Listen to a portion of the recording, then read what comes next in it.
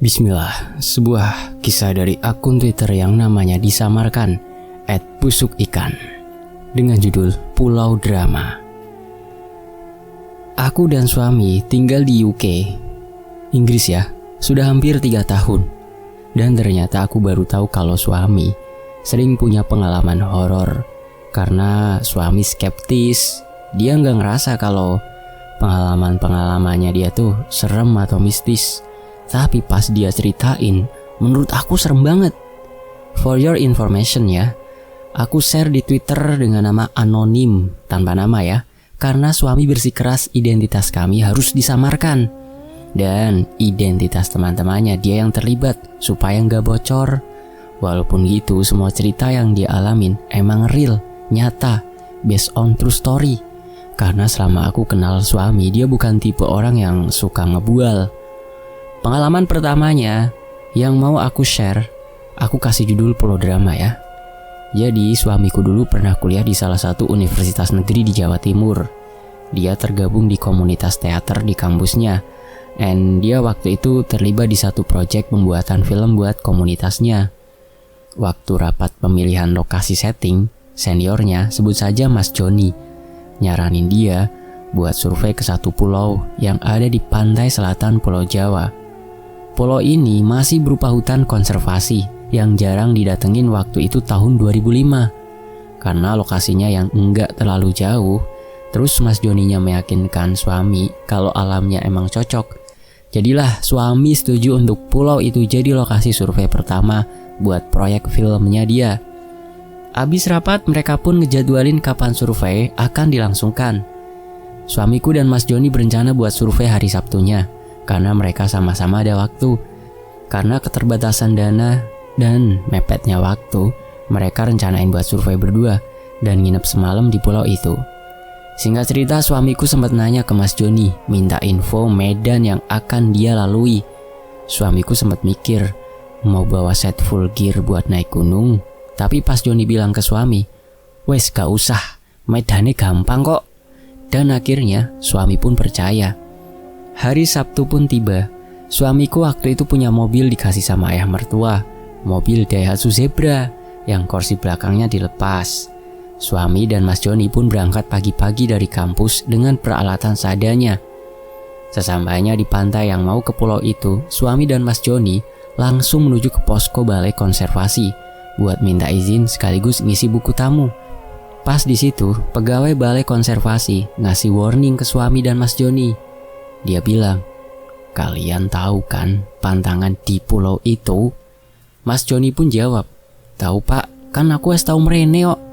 Suamiku pun heran, karena Mas Joni nggak pernah cerita tentang pantangan apapun sebelumnya, dan perasaannya mulai nggak enak. Penasaran dan sedikit kesal saat mengeluarkan barang dari mobilnya, suami bertanya pada Mas Joni, "Mas, kok gak ngomong kalau ada pantangan? Pantangan opo sih?" Mas Joni menjawab, "Wes, gak usah dipikir, gak penting, itu cuma tahayul." Suamiku saat itu heran mendengar kata Mas Joni. Saat itu, suamiku mengenal Mas Joni sebagai seniornya di teater. Dia mengajarkan banyak prinsip dasar keteateran, sehingga dia dikenal sebagai expert dalam bidang keteateran. Namun suamiku juga mendengar beberapa rumor tentang Mas Joni. Suamiku bilang Mas Joni adalah karakter yang unik. Ia sering menyendiri duduk di dahan pohon, ngomong sendiri, dan tiba-tiba membuat happening art. Suamiku menganggap Mas Joni mendalami kontemplasi peran watak. Tapi rumor yang beredar sangat tidak rasional. Rumor yang beredar kala itu macam-macam tentang Mas Joni, dari mengalami gangguan kejiwaan sampai punya indera keenam atau anak indigo. Ada yang sampai pernah berani sumpah ke suamiku kalau Mas Joni pernah sengaja menjatuhkan diri dari jembatan tanpa luka. Di dalam keheraannya, karena sifat skeptis suamiku, dia gak peduli lagi sama pantangan yang dibilang bapak petugas penjaga konservasi pulau itu. Mereka pun mengangkut barang, menyewa perahu dan berangkat menuju pulau tujuan. Mereka menyewa perahu kecil bermotor milik nelayan setempat untuk ke pulau itu. Karena habis hujan, ombak tinggi mengombang-ambingkan kapal yang ditumpangi suami dan Mas Joni. Dari kejauhan, pulau tujuan terlihat dengan awan gelap menggelayut di atasnya. Sesampainya di pantai pulau, nelayan yang mengantar mereka bertanya, "Iki disusul jam piro, Mas?" "Jam 10 wae, Mas," sahut suamiku. "Loh, nginep ta?" tanya nelayan. "Nggih, Pak De." Kali ini Mas Joni menjawab. "Engko bengi nek gak kuat iku obore ya, Mas." Seraya menunjuk obor tergeletak di pantai. Maksudnya buat petunjuk nih. Tidak kuat. Nah, disuruh melambaikan obornya gitu. Dan suamiku pun heran. Saat ia mau bertanya, "Kuat op?" Mas Joni menimpali. "Keh, kula pun sumerep, matur nuwun." Seraya membayar setengah biaya perjalanan. Sebelum suami bertanya, nelayan sudah berlayar menjauh. Di saat itu suamiku mulai merasa ia dibodohi sama Mas Joni. Dia pusing rek. Dia mulai khawatir dengan keamanannya. "Mas Jon, bener ta iki aman?" Mas Joni menjawab, "Aku wis tau mrene. Ayo, ndang, selak bengi." Seraya mengangkat ransel dan berjalan menuju hutan yang gelap. Saat membalikan badan, suamiku melihat lembayung pepohonan membentuk gerbang ke dalam hutan yang gelap banget. Kayak terowongan yang gak kelihatan ujungnya. Begitu dia masuk di terowongan itu, langsung kedengaran ramai suara hutan. Saat itu juga, suamiku melihat Mas Joni sudah jauh berjalan. Ia pun menyusul. Di dalam hutan terasa lebih dingin. Suamiku merasa ada yang aneh dengan hutan di pulau itu. Hutan itu sangat ramai suara hewan. Seakan menyambut siapa saja yang masuk. Mulai dari monyet, kumbang, sampai tokek. Kedengaran riuh redam waktu suamiku dan Mas Joni jalan di jalan setapak yang licin dan berlumpur karena habis hujan. Suamiku susah payah ngikutin Mas Joni. Gak biasa jalan di hutan licin pakai sendal jepit. Setelah beberapa lama jalan mulai menyempit. Terlihat di kejauhan Mas Joni mulai pakai parangnya buat nebang ranting yang ngehalangin jalan. Tiba-tiba jalan mulai kebuka dan sampailah mereka di sebuah tebing. Suamiku dan Mas Joni berjalan melipir di tebing itu dengan berpegangan pada akar-akar tumbuhan rambat. Waktu suamiku melihat ke bawah, terlihat karang-karang tajam dan deburan ombak yang menghantam tebing. Satu langkah yang salah, dia bisa jatuh dan tewas. Pelan tapi pasti, suamiku merambat di tebing itu sampai dia berpapasan dengan rombongan pendaki gunung yang memakai peralatan lengkap. Setelah para pendaki melewati suamiku, ia baru sadar bahwa gak seharusnya dia melewati jalur itu tanpa peralatan. Merasa dibohongi, suamiku pun berteriak pada Mas Joni, "Mas, sing genahe, jarene medani gampang. Wes, ayo balik wae, aku mau mati neng kene." Terus Mas Joni ngejawab, "Iku lho wes cedak, mosok arep balik." Karena lelah dan kesal, suamiku pun berhenti sejenak di pinggiran tebing dengan tangan bergantung di akar pohon sebelum kembali meneruskan perjalanan. Saat itu dia baru sadar Mas Joni sudah tidak terlihat lagi di depannya. Bingung karena suamiku tidak tahu jalurnya, ia pun meneruskan perjalanan sambil memanggil Mas Joni hingga tidak lagi meniti pinggiran tebing. Beberapa saat kemudian, suamiku melihat jalan bercabang, ke kanan turunan dan ke kiri mendaki. Karena Mas Joni tidak juga menyahut, ia mengambil jalan mendaki. Ia jalan masuk hutan kembali hingga menemui sebuah sumber air yang membentuk kolam yang luas. Karena capek, dia duduk di pinggiran kolam dan tak lama terdengar suara geraman binatang. Suamiku tersentak dan mencari sumber suara geraman itu, tapi dia tidak melihat apa-apa. Langit mulai gelap dan gerimis. Suara geraman menjauh dan dia pun sedikit tenang. Suamiku berteduh di bawah pohon dan tiba-tiba ada tangan dingin menyentuh pundaknya. "Laopo kondek kene?" tegur suara di belakang suamiku, dan ternyata itu adalah Mas Joni. Suamiku kaget dan menyahut, "Loh, aku goleki sampean iki mau." "Ayo, ojo ndek kene, bahaya," sahut Mas Joni sambil mendorong suamiku. "Bahaya opo ta, Mas?" tanyanya. "Wis menengo, dang selak bengi," ujar Mas Joni. Suamiku pun tidak banyak bertanya lagi dan berjalan mengikuti Mas Joni karena memang saat itu sudah menjelang sore. Sesampainya di lokasi, suamiku terpukau dengan keindahan alam di dalam pulau itu. Lokasi yang dimaksud Mas Joni adalah sebuah danau air asin di dalam pulau yang tertutup dengan tebing-tebing di sekelilingnya. lengkap dengan air terjun. Saat suamiku sampai di situ, tepat saat sunset, air laut memendarkan cahaya kemerahan matahari sore. Di pantainya terlihat kemah yang terbangun. Suamiku langsung meletakkan barang-barang yang dibawanya di dekat tenda dan mendekati pinggiran pantai. Hangat air danau menyentuh kakinya. Suamiku terpukau melihat pelangi di balik air terjun. Teringat dengan tugasnya, suamiku segera ambil kameranya dan mulai mengambil foto lokasi itu untuk referensi setting film. Hingga malam pun tiba. Saat bercerita, suami ambil napas panjang dan berkata, keindahan pulau tiba-tiba berbalik 180 derajat. Malam itu sangat dingin.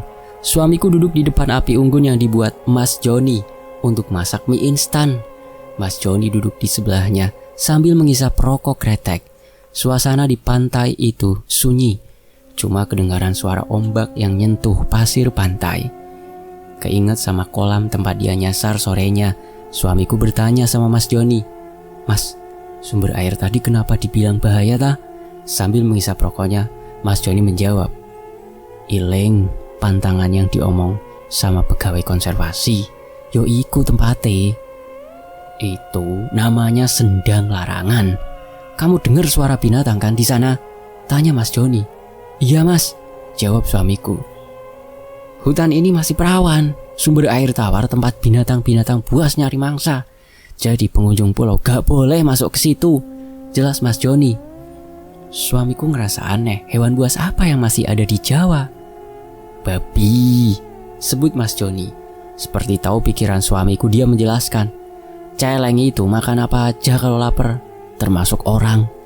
Kata-kata Mas Joni membuat suamiku bergidik membayangkannya. "Ayo latihan karakter," ajak Mas Joni tiba. Suamiku pun setuju. Ia segera ambil posisi kontemplasi, memasukkan karakter, terus mulai merapalkan monolog yang dihafalnya saat dia berperan sebagai bapak di naskah Marriage Proposal by Leo Tolstoy. Saat itu juga suamiku mulai merasakan keanehan. Kontemplasinya lebih tajam dan seolah-olah dia bukan dirinya sendiri. Dia menjadi perannya seorang tua yang pemarah dan punya harga diri yang tinggi. Dia merasa hutan kembali ramai. Dia merasa banyak mata yang melihatnya dari balik pohon dan semak-semak hitam di sekitarnya. Setiap dialog serasa disambut oleh denyutan, lolongan, dan pekikan hewan-hewan di hutan. Gemerisik daun meramaikan suasana pulau malam itu. Tak terasa, saking menjiwainya, dia menyelesaikan monolog Marriage Proposal lebih baik daripada waktu mementaskannya di panggung. Kelelahan berkeringat, suamiku pun jatuh terduduk. Saat itu juga hutan seperti memberikan aplaus. Suamiku lalu menoleh ke arah Mas Joni yang mengisap dalam-dalam rokok kreteknya. Dan dia melihat serupa wajah yang dipendarakan di belakang api rokok Mas Joni. Muka orang tua yang menyeringai sesaat lalu hilang, membuat suamiku terhenyak. "Ketok yo," ujar Mas Joni sambil menoleh ke suamiku. "Akeh mau sing delok." Lanjutnya, "Kan biyen wis tak kandhani, lek mainmu apik, sing delok gak mek menungso." Mas Joni tertawa. Ia dulu pernah bilang hal yang sama saat suamiku naik panggung pertama kali. Suamiku tidak pernah percaya sama hal-hal gaib. Jadi malam itu dia cuma nganggep itu halusinasinya karena terlalu capek seharian berjalan menembus hutan. Ia pun masuk ke dalam tenda dan mencoba tidur malam itu. Beberapa menit kemudian dia pun tertidur. Suamiku terbangun malam itu oleh suara berisik di depan tenda. Dia ambil senternya dan menyadari kalau Mas Joni tidak ada di dalam tenda. Cahaya api unggun berpendar dari luar tenda. Suamiku terduduk sambil mengamati pendaran cahaya itu. Tak lama duduk, tenda suamiku berguncang keras. Seperti ada sesuatu yang menabrak tenda dari samping dengan cukup keras. Sambil terdengar suara binatang menggeram seperti yang didengar suamiku sorenya. Kali ini suaranya disertai dengan endusan mengorok. Suamiku langsung teringat dengan kata-kata Mas John tentang celeng yang bisa makan daging manusia. Seketika rasa takut menyergap dan suamiku mencari parang yang dibawa Mas Joni. Tapi parang itu tidak ada di tempatnya lagi, sehingga dia hanya bisa terdiam. Dari pendarahan cahaya api unggun yang hampir padam di luar tenda, suamiku melihat siluet makhluk yang menyerupai babi dengan taring yang panjang. Dia meyakini karena efek optik, makhluk itu terlihat lebih besar dari yang seharusnya. Saat itu suamiku berpikir kalau dia tetap di dalam tenda saja, karena makhluk itu bisa masuk sewaktu-waktu dan dia gak punya apa-apa buat ngelawan. Jadi dia nunggu sampai tuh makhluk gak ada di depan tenda lagi, dan dia rencananya mau lari nyebur ke pantai. 5 menit kemudian makhluk itu gak kelihatan lagi siluetnya di depan tenda. Suamiku bergegas buka tenda, terus dia lari menuju pantai. Belum sampai nyebur dia balik badan penasaran sama makhluk yang ada di tenda. Dia sorotin senternya ke arah itu dan ternyata sudah tidak ada apa-apa lagi di sekitaran tenda. Suamiku nyorot senternya ke segala arah. Tanda-tanda adanya binatang kayak gak ada. Penasaran dia jalan pelan balik ke arah tenda. Dia sorotin senternya ke arah api unggun yang hampir padam. Di situ suamiku heran. Tidak ada tanda-tanda ada binatang atau makhluk apapun. Suara geraman udah gak ada lagi. Dia nyari jejak kaki, tapi karena tenda berdiri di bagian rerumputan, jadi dia gak bisa lihat jejak kaki apapun. Di situ suami sempat mikir keadaan aman. Namun saat dia menyorotkan senternya ke resleting pintu tenda, suamiku baru ingat waktu dia lari dia belum sempat menutup pintu tenda. Di situ suamiku langsung drop. Dia nyorotin senter kemana-mana buat nyari Mas Joni, gak ada. Dia akhirnya ngeberaniin diri membuka itu pintu tenda dan ngecek. Pelan-pelan dia singgap pintunya. Dia sorotin senternya ke dalam tenda dan bener aja, dia ngelihat sepasang titik kuning kemerahan mantulin cahaya senternya, dibarengin suara dengkuran dan yang sangat keras. Makhluk itu menghadap suamiku. Bulunya hitam legam, menyerap cahaya senter yang terlihat hanya sepasang mata kuning kemerahan. Dia berdiri di atas 4 kakinya sambil kembali mengeluarkan suara geraman dan dengkuran. Suamiku merasakan seluruh badannya lemes. Kakinya tidak lagi kuat menyangga badannya. Ia lalu mundur perlahan karena tidak mau membuat makhluk itu panik. Naas, saat dia mundur, dia tersandung tumpukan kayu api unggun dan jatuh terduduk. Bruk! Suamiku jatuh dengan suara yang keras, membuat binatang itu panik, membuka mulutnya, meraung dan mulai berlari ke arah suamiku. Saat itu suamiku berusaha untuk bangun, tapi dia tahu dia tidak akan bisa lari. Ia lalu bersiap untuk ditabrak. Namun sekelebat bayangan seketika melompat dari samping tenda ke atas makhluk itu, menimpanya hingga tersungkur. Terdengar bunyi kerenyitan dan dengkuran makhluk itu yang meregang nyawa. Suamiku dengan tergopoh-gopoh mencari senter untuk mencari tahu ada apa. Ternyata di atas makhluk itu sudah ada Mas Joni yang berlumuran darah dengan tangan memegang parang yang menancap di atas tengkuk makhluk hitam itu. Suamiku berkata dengan terbata-bata, Mas Joni? Mas Joni menyeringai, seperti menikmati makhluk yang meregang nyawa yang didudukinya. Mukanya dan kaosnya penuh cipratan darah. Lalu dia mencabut parangnya dan berjalan ke arah suamiku. Seraya menunjuk bangkai makhluk itu, Mas Joni berkata, dia penghuni sendang larangan. Kon mau pas merono wes diincer. Suamiku menyorot bangkai makhluk hitam itu. Ternyata makhluk itu adalah makhluk yang menyerupai celeng, namun bentuknya sangat aneh. Astagfirullahaladzim, merinding nih. Tidak seperti celeng pada umumnya. Kaki depannya hampir 2 kali kaki belakangnya. Kupingnya kecil hampir menyerupai tanduk. Kakinya punya kuku yang tajam dengan 2 jari, dan gigi-giginya tajam dengan 2 gigi bawah mencuat ke atas. A'udzu bikalimatillahi tammati min syarri ma khalaq. Belum habis keheranan suamiku, Mas Joni menggenggam kaki depan si celeng dan mulai menyeretnya menjauh. Suamiku bertanya, arep dikawonyangen di Mas? Mas Joni sambil berjalan menjawab, tak balik nonang omain dek sendang larangan. Suamiku bermaksud ingin membantu, namun dicegah oleh Mas Joni. Wes, gak usah, jogoan tendo ae. Suamiku pun tidak meneruskan langkahnya. Ia lalu duduk di dekat api unggun dan menyalakannya kembali. Tiba-tiba hutan kembali ramai. Suamiku tidak mau kembali masuk tenda. Dia duduk di samping api unggun. Setengah jam kemudian Mas Joni kembali. Lebih banyak darah nampak di kaos dan mukanya. Ia berjalan langsung menuju laut, membasuh badannya. melepas kaosnya dan berjalan ke arah tenda. Setelah berganti baju, ia duduk di samping suamiku. Suamiku bertanya pada Mas Joni, "Opo iku mau mas?" Mas Joni menjawab, "Celeng. Celeng iku teritorial. Kon mau mlebu nang teritorine, dadi diincer. Celeng itu nokturnal, mangkane metune bengi." Suamiku tidak puas dengan jawaban itu. "Celeng kok bentuknya gitu mas?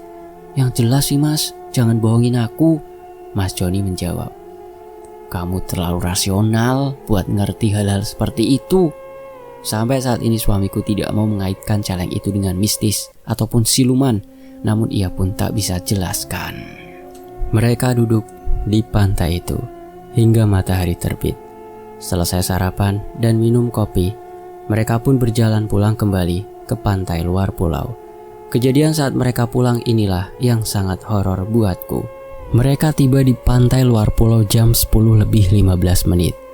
Nelayan yang mengantar mereka sudah menunggu di sana. Mereka pun bergegas naik dan berlayar kembali keluar dari pulau itu. Sesampainya di pantai, mereka bergegas memasukkan barang ke mobil. Suamiku lalu mengajak Mas Joni makan siang, lalu berbelanja ke sebuah pelelangan ikan. Suami aku membeli ikan tuna yang dilelang di situ, ikan tuna.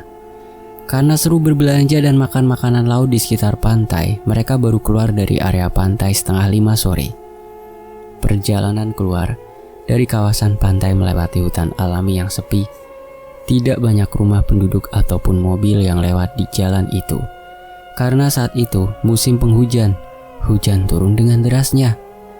Mobil tua suami aku waktu itu bermasalah dengan sistem pendinginannya, terutama jika melalui tanjakan, radiator mobilnya cepat sekali panas. Setelah 1 jam berkendara, tiba-tiba termometer menunjukkan kalau mesinnya overheating. Karena indikator panas, mesin menunjukkan overheating. Suamiku pun menepi di tengah hutan yang gelap jauh dari perkampungan. Saat itu suasana gelap dan hujan turun. Tidak terlalu deras, tapi cukup membuat suhu di luar mobil cukup dingin. Buat yang pernah punya Zebra tahun 90-an, kata suami, tempat radiatornya ada di bawah jok penumpang depan. Karena Mas Joni duduk di situ, jadi dia harus turun. Waktu itu, suami gak turun dan buka jok dari dalam mobil. Dia selalu bawa air kemasan buat cadangan. Dia buka kap radiator dan mulai isi air. Mas Joni nunggu di samping mobil sambil nyalain rokok. Sejenak berselang dari belakang mobil ada kakek-kakek tua yang mendekat dan nongol di samping pintu penumpang. Sambil mengisi, dia mulai berbicara ke suami. "Nuwun sewu mas," ujar kakek itu. "Sekedap nggih mbah," sahut suamiku. Setelah menutup kap radiator yang sudah diisi penuh, suamiku pun menengadah dan melihat kakek itu. Dia memakai baju batik dengan celana hitam. Kakek itu tersenyum ramah pada suamiku. "Aku oleh nunut neng ngarep mas. Saya boleh numpang mas ke depan?" tanya kakek itu sopan. Suamiku pun kasihan melihat kakek dan berkata, "Jenengan badhe teng pundi mbah? Mau kemana?" "Briko loh nak, ke situ," sambil menunjuk ke arah yang suamiku tuju.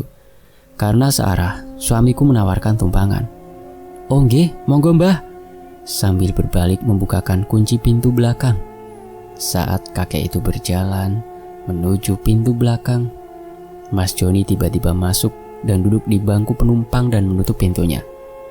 "Wes gak usah," teriaknya pada suamiku. "Ayo ndang budal." Suamiku pun kaget. "Opo sih mas? Iku mbae lho mesakno," bantah suamiku. "Wes ta, ayo budal," sahut Mas Joni panik sambil mengunci kembali pintu yang dibuka suamiku. Walaupun suamiku kasihan, tapi dia tidak mau bermasalah dengan Mas Joni. Dia starter mobilnya dan segera menjauh. Suamiku bingung. Dia melihat sendiri bagaimana Mas Joni membunuh seekor celeng, tersenyum dan berjalan sendiri menuju sendang larangan. Sedangkan sekarang Mas Joni terlihat panik sambil sesekali melihat spion. Suamiku pun melihat spion tengah. Ia melihat bayangan kakek itu menjauh di tengah hujan yang semakin deras. Hati nurani suamiku terusik. Dia pun bertanya dengan kesal ke Mas Joni. "Baikku opo gak oleh melu Mas, kan kasihan." Mas Joni sesekali melihat spion dan gemetaran. "Engko tak kandani nek wis cedhak kota," jawab Mas Joni. Dengan kesal karena hati nuraninya terusik, suamiku pun memacu mobilnya menembus hujan di tengah hutan. Setelah mereka sampai di dekat kota, suamiku kembali meminta jawaban. "Wes Mas, iki wes mlebu kutha. Kenapa mbahku nggak ditolong? Kenapa Mas?" Mas Joni berkata dengan suara keras pada suamiku. "Coba pikir, mosok ono mbah-mbah ndek tengah alas magrib-magrib. Kon gak ndelok ah? Udan-udan klambine mbahku gak teles." Suamiku pun terdiam. Coba pikir, masa ada kakek-kakek di tengah alas, di tengah hutan pada waktu maghrib? Kamu gak lihat ya? Hujan-hujan kelambinya masih kering, gak basah. Itu apa gak aneh? Suamiku bingung dengan apa yang dilihatnya. Dia melihat wajah kakek itu dengan jelas. Ia tersenyum dengan baju batik yang rapih. Mas Joni menjelaskan. "Iku mau bapake sing tak pateni ndek pulau. Dia mau ikut kita, mau balas dendam ke kamu dan ke aku. Dia mau buat kita celaka. Kalau mbah itu ikut di dalam mobil, kita bisa gak keluar hutan atau ikut sama kita selamanya." Sebagai skeptis tentang hal gaib, suamiku tidak percaya kata-kata Mas Joni. Dia menggelengkan kepalanya. Mas Joni cukup bisa melihat ketidakpercayaan suamiku. Mas Joni kembali berkata, "Wes, terserah. Mau percaya apa ndak, aku ndak mau ambil resiko." Mereka pun kembali malam itu menuju kontrakan dengan selamat. Setibanya di kontrakan, suamiku mendapati ikan tuna yang baru ia beli siangnya sudah berbau busuk. Setelah kejadian itu, Mas Joni tidak nampak lagi di kampus selama kurang lebih 2 minggu. Dan saat ia kembali, seakan tidak ingat kejadian apapun yang terjadi di Pulau Drama. Sekian cerita Pulau Drama, cerita pertama dari saya. Saya tidak bisa menjelaskan dan menyimpulkan apakah kejadian yang dialami suami saya adalah fisik atau metafisika. Yang pasti apa yang dia alami, saya yakin benar terjadi. Bagaimana dengan komentar teman-teman di sini? Saya tunggu komentarnya ya. Tony FS pamit. Terima kasih untuk akun Twitter ikan busuk yang tidak mau disebutkan namanya. Saya pamit. Wassalamualaikum. Terima kasih teman-teman. Sampai jumpa di kisah lainnya tetap di Tony FS.